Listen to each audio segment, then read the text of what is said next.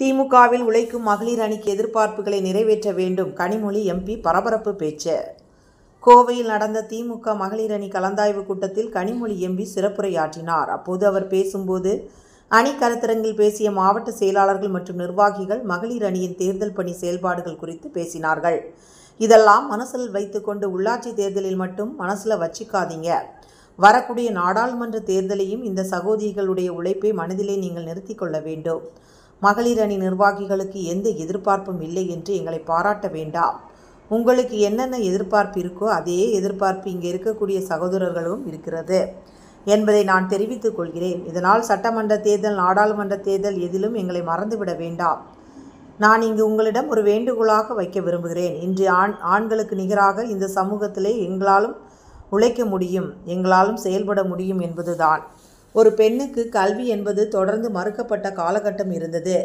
இதையெல்லாம் இன்று உடைத்த இன்னைக்கு தமிழ்நாட்டில்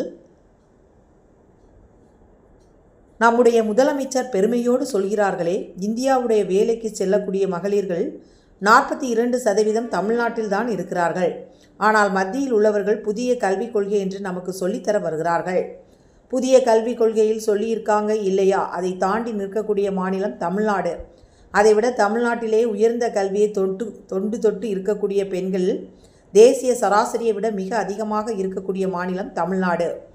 இப்படி இத்தனை தடைகளையும் தாண்டி இன்று நாம் இந்த இடத்தில் நின்று கொண்டு இருக்கிறோம்.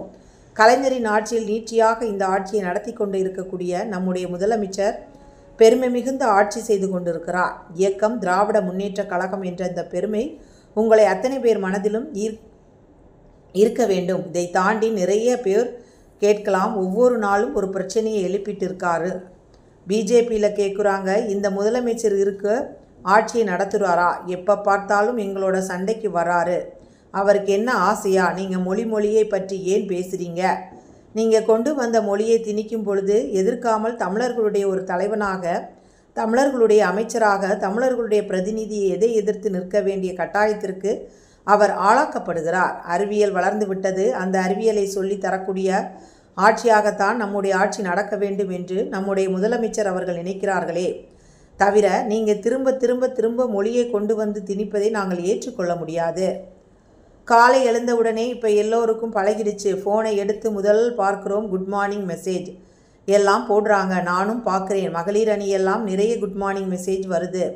இதுதான் உண்மை. இது பொய் என்று வாட்ஸ்அப்பில், சோஷியல் மீடியாவிலே வரக்கூடிய செய்திக்கு பதில் அனுப்புங்க. மாவட்ட செயலாளர்கள் பொறுப்பில் இருக்கக்கூடியவர்களிடம் எடுத்து சொல்லி அதை சரி செய்ய விடில் நான் போராட வேண்டும். வரக்கூடிய தேர்தல் களத்திலேயே மட்டும் போராட வேண்டிய அவசியம் இருக்காதா? அதை தாண்டி பல போராட்டங்களை நாம் சந்திக்க வேண்டியிருக்கும். ஏன்னா அவங்களுக்கு நம்ம அரசியல் எதிரிகள் மட்டுமில்லை, கொள்கை எதிரிகள் என்பதை நாம் நினைவிலே வைத்துக்கொண்டு இந்த தேர்தலிலே நம்முடைய வெற்றி என்பது வெறும் தேர்தல் வெற்றி இல்லை. இது நம்முடைய திராவிட இயக்கத்தின் வெற்றி, நம்முடைய கொள்கைகளின் வெற்றி. அந்த கொள்கையை அடுத்த தலைமுறைக்கு என்று எடுத்து நினைவில் வைத்துக்கொண்டு போராடுகள். நன்றி, வணக்கம். 24 மணி நமக்காக பல திட்டங்களை உழைத்து கொடுத்து கொண்டிருக்கிறார். இவற்றையெல்லாம் கொண்டு சேர்த்து கொள்கின்றேன். மரியாதைக்குரிய தலைவர் தளபதியார் அவர்களால் ஆசை பெற்று இன்றைக்கு புதிய நிர்வாகிகளாக நீங்கள் நியமிக்கப்பட்டு